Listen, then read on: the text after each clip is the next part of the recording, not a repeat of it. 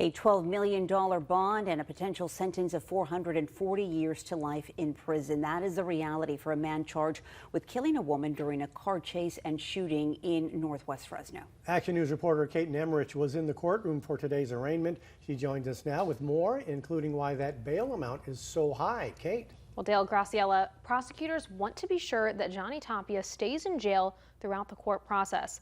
Legal experts tell me that's because of the number of charges and their severity, as well as his prior criminal history. A shootout, a fiery crash, and a family in mourning. On July 31st, 66-year-old Mary Lou Flores, a mother, grandmother, and great-grandmother, was killed during the chaos in Northwest Fresno. Everyone who knows her loved her. Even us as adult kids, we could always go to her for whatever we needed.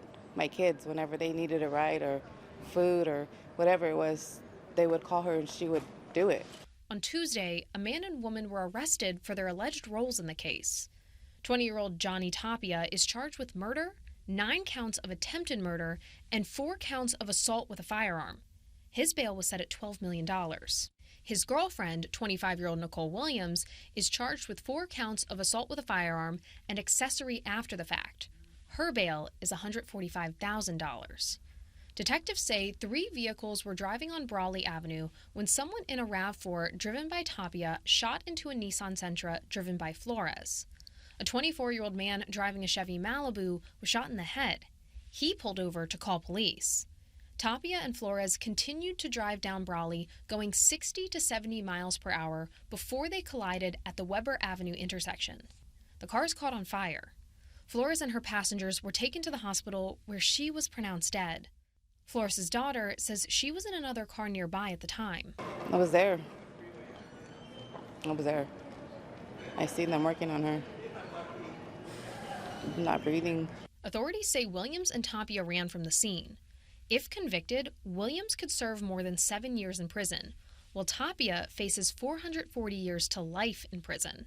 But some of his current charges could be challenged by the defense. If she died by the auto accident, as a result of the auto accident, I think the defense would have an argument as to say, this isn't first-degree murder, this is something else. Maybe it's vehicular manslaughter, maybe it was an attempted murder, but she did die from another cause.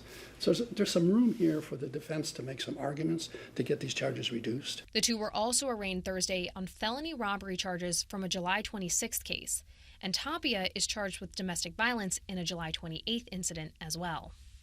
Williams and Tapia are due back in court on September 21st. Tapia has prior convictions which will be considered in this case. He was sentenced to prison for assault with a firearm and robbery in November 2021. Dale?